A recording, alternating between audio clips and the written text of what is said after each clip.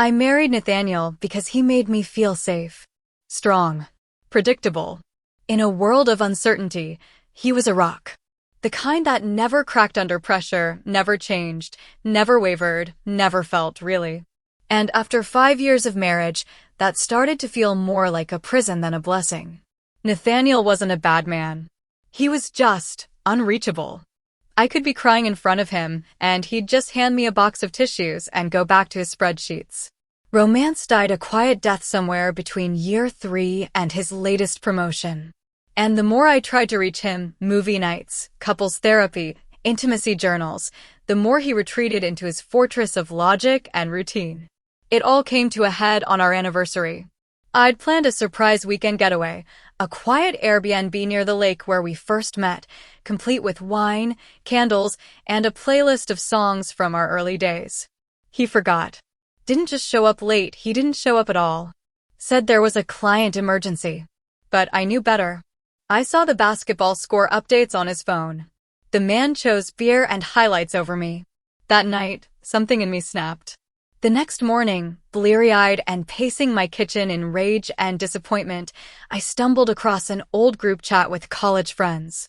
In it, one of the girls, Avery, had once joked about a weird product she saw advertised on some fringe wellness site. If your man doesn't get it, make him see it. They're called empathy lenses. I had rolled my eyes then. But now?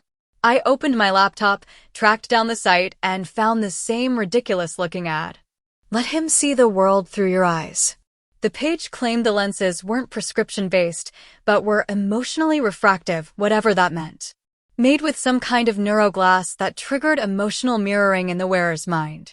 The reviews were bizarre. A few 5 stars, some warnings, and one that said simply, "He cried at a commercial and baked muffins. Beware." I should have closed the tab. But instead, I clicked buy now. The package arrived 3 days later. Plain brown box, no labels. Inside were sleek, round glasses with pale rose gold rims. They didn't scream magic, but they had a curious shimmer under the kitchen lights. The instructions were handwritten in beautiful calligraphy. Wear no more than 2 hours a day for 1 week. Permanent emotional imprint may occur with extended exposure. Use responsibly. I laughed aloud. Permanent emotional imprint? What was this, Hogwarts? Still, that night, I had a plan. Nathaniel stumbled in around 9:40, carrying takeout and smelling like gym sweat and office air. Before he could retreat to his corner, I greeted him with a bright smile. "Hey," I chirped, "can you help me with something? I think I messed up the setting on these new blue light glasses." He gave them a glance. "These look like something from a teen fashion catalog." "Exactly. I think they're defective. But they cost too much to return without checking. Just try them for a second." He sighed, but complied. The moment he put them on, something shifted. His brows furrowed slightly. His eyes darted across the room, as if he were seeing it for the first time. He looked down at the table, at the wilted flowers I had bought myself a week ago. Then at the stack of unopened mail. And then at me. He blinked hard. Have you been crying?" I nearly dropped the mug in my hand. "What?" "Your eyes, they look puffy." I didn't. He stopped, then walked toward me. Was it something I did? I didn't answer. I couldn't. My throat caught somewhere between suspicion and shock. I'm sorry," he said softly, reaching up to brush a strand of hair from my cheek. "You look tired. And beautiful. I'm such a fool." He turned, unprompted, and started tidying the living room. Picked up a cardigan from the back of the couch. Fluffed a pillow. Then asked, "Do you want to talk about your day?" For the first time in years, we had a conversation that wasn't just functional. He asked, listened, even laughed, really laughed. And when he saw my worn-down sandals by the door, he made a note to buy me a new pair, because those don't support your arches. I kept waiting for the other shoe to drop. But it never did. That night, he cooked dinner. Spaghetti. Burnt the edges of the garlic bread, but tried anyway. He even offered me the bigger scoop of ice cream. He usually hoarded the fudge swirl. Before bed, he gave me a foot rub. The man who once claimed massages were wasted effort. And as we turned off the lights, he kissed my forehead. "I feel different," he murmured. I noticed, I whispered back. The glasses rested quietly on his nightstand. And in the darkness, I couldn't help but wonder, what exactly had I let into our home?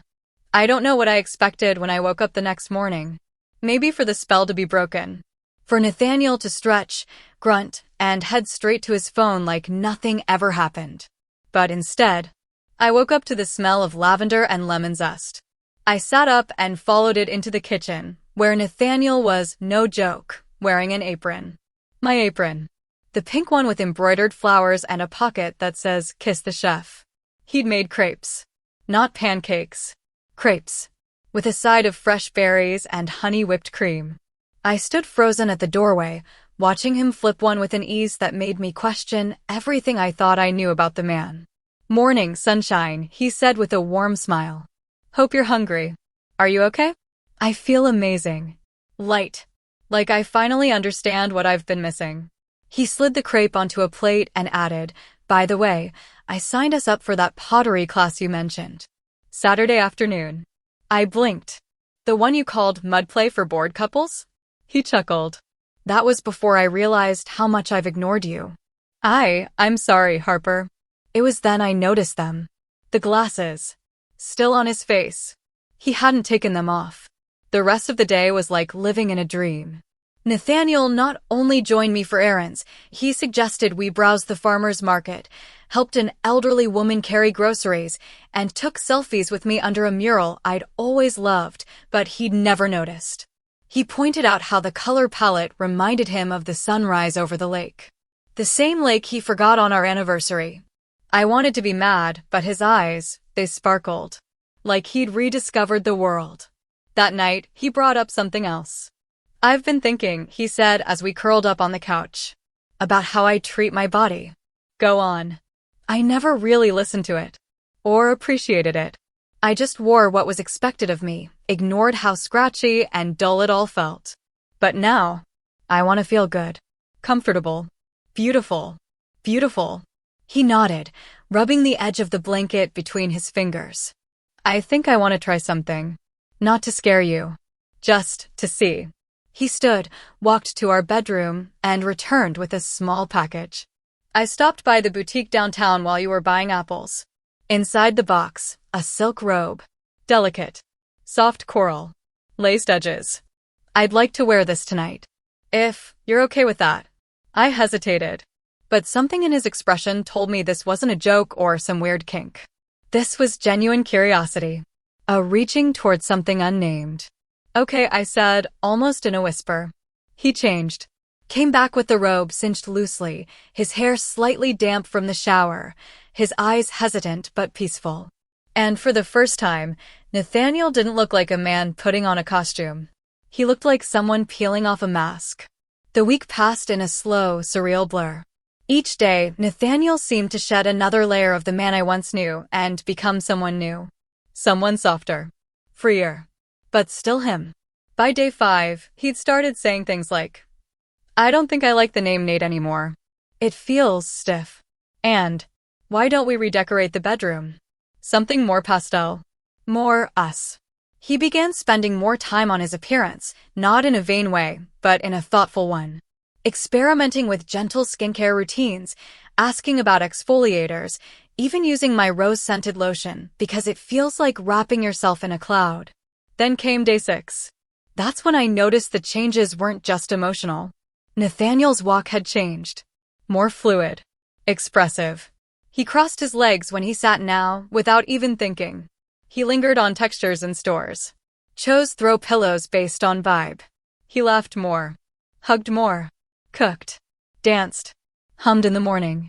And always wore the glasses. Day 7 began with a revelation. "I've been journaling," he said over chamomile tea. "Just for me. It's helping me hear myself. And I wrote something I'd like you to read." He handed me a notebook. Inside was a letter. "Dear Harper, I've always loved you, but I didn't know how to show it. I didn't even know how to love myself. This week has opened a door inside me, not just to emotions or empathy, but to identity. I think there's something inside me I've hidden for a long time. And I think her name is Noel. I don't know what this means yet, but I know I've never felt more alive. And I hope more than anything you'll want to walk through this with me.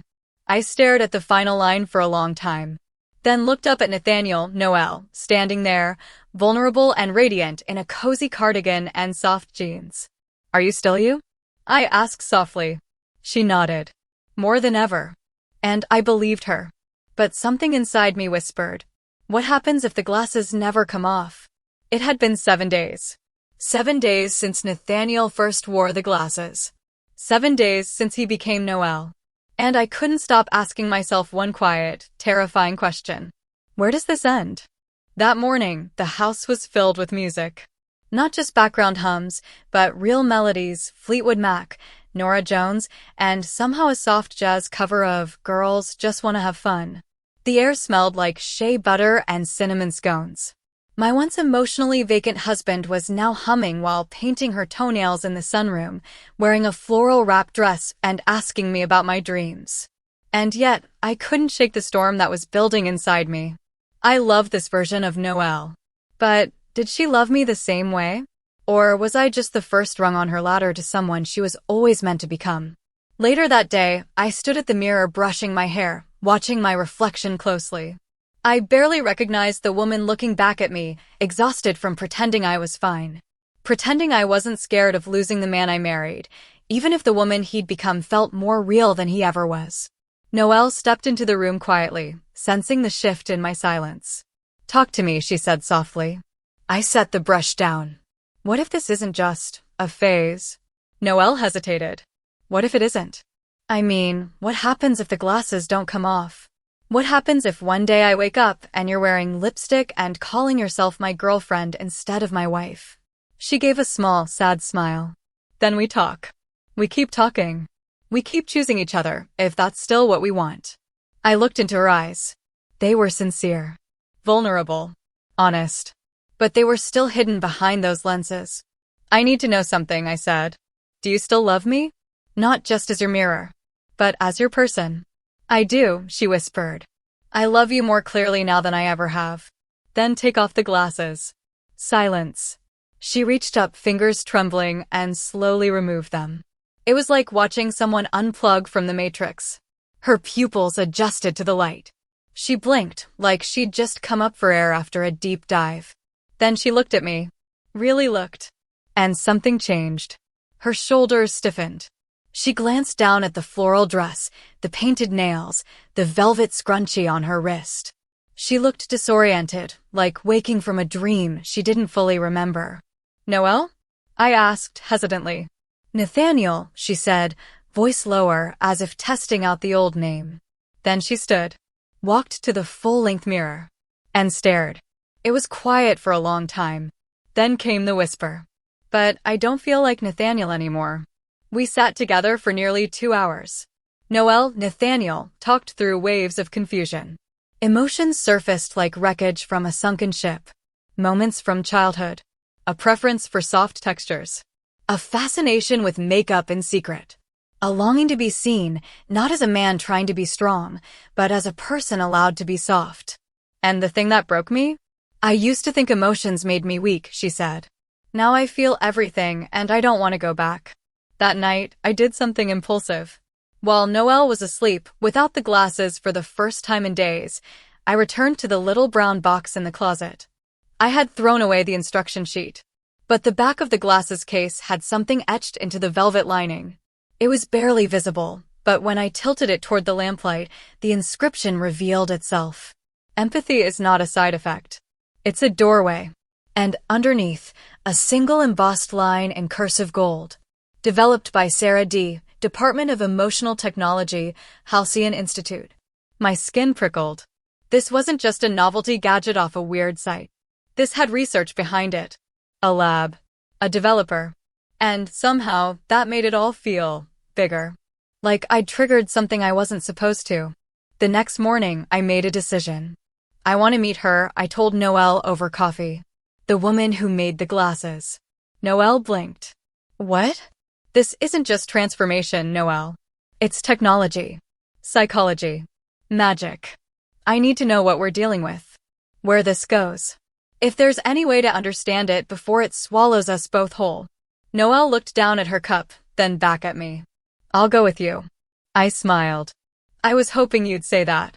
And so we packed a bag, grabbed the address from a half-hidden footer on the website, and got in the car.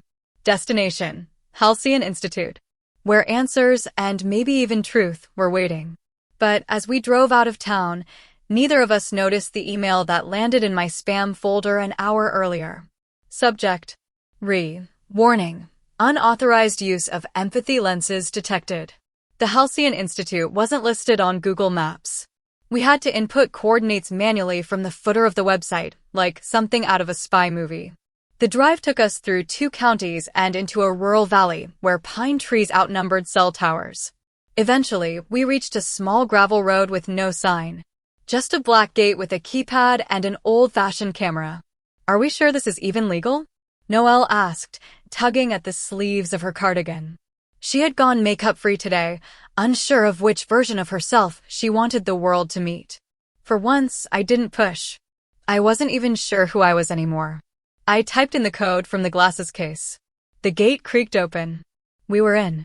The Hian Institute was not what I expected. It looked less like a research facility and more like a serene spa-retreat hybrid. Bamboo wind chimes. Warm sandstone walkways. A koi pond at the entrance. Everything whispered peace. A receptionist in a beige tunic greeted us with a smile. Welcome to Hian. You must be Harper N. Noel, she said firmly. Just Noel. The receptionist nodded without blinking. Sarah is expecting you.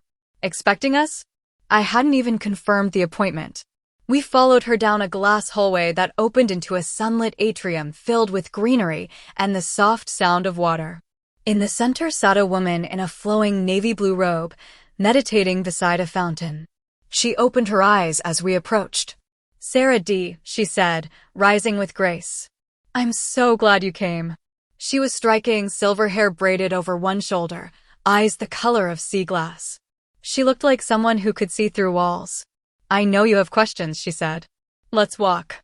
We followed her through a path lined with flowering bushes and open windows. Wind drifted in like a whisper.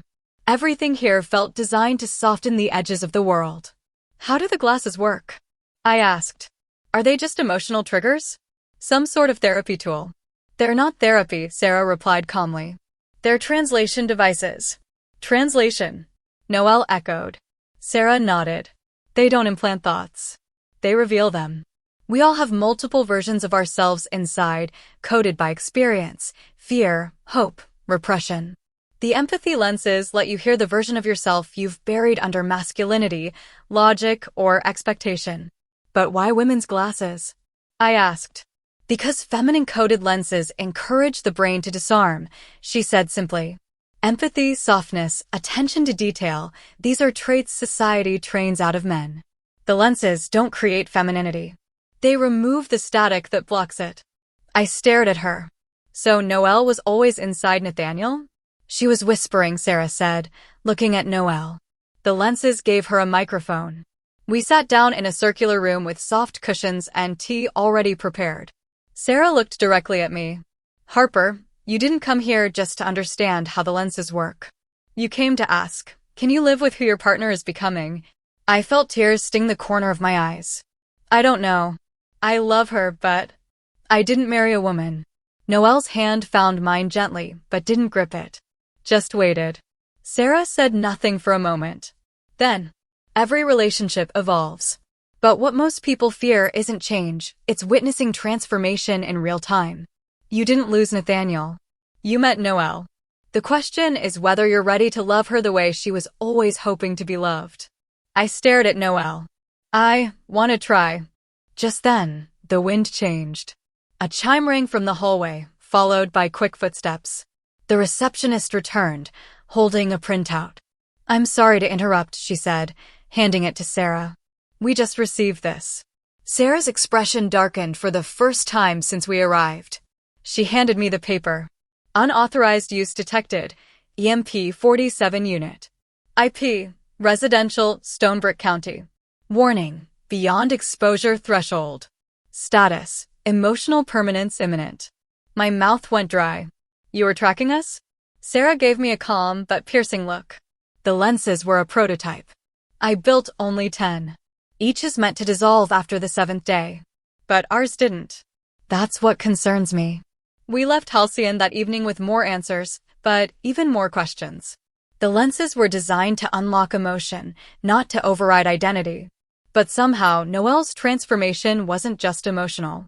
It was foundational, permanent, and possibly irreversible. Later that night, back home, I went to bed while Noel stayed up journaling. At 2:37 a.m., I woke alone. I walked to the living room. She was standing in front of the mirror, wearing a navy blue slip, hair brushed and styled softly. She wasn't crying. She wasn't smiling. She was whole. And when she turned, she looked at me not like a man in transformation, but like a woman already reborn. Noel stood before the mirror as if she had just stepped out of a memory she'd been waiting her entire life to become. Her hands moved up slowly to her collarbone, tracing the edge of her satin slip. Not seductive, not theatrical, just reverent. Like someone trying to remember how it felt to belong in her own skin. She didn't flinch when I entered the room. Didn't hide. Didn't apologize. She just looked at me with those soft, ocean-colored eyes and whispered, "I don't think I can go back now, Harper." I didn't have an answer. Just the steady thrum of my heartbeat, suddenly loud and panicked in my chest. The next morning, the glasses were gone. I searched the nightstand, the desk drawer, even under the couch cushions. Nothing. At first, I thought Noel had hidden them, but then I noticed the packaging in the trash. Melted. Dissolved. Like Sarah had said. The lenses had vanished. But Noel hadn't. She was still there, standing in the kitchen in soft pink joggers and a white blouse, stirring oat milk into her coffee, tapping her foot to a rhythm only she could hear. The glasses had only been a key. She had walked through the door, and it had closed behind her.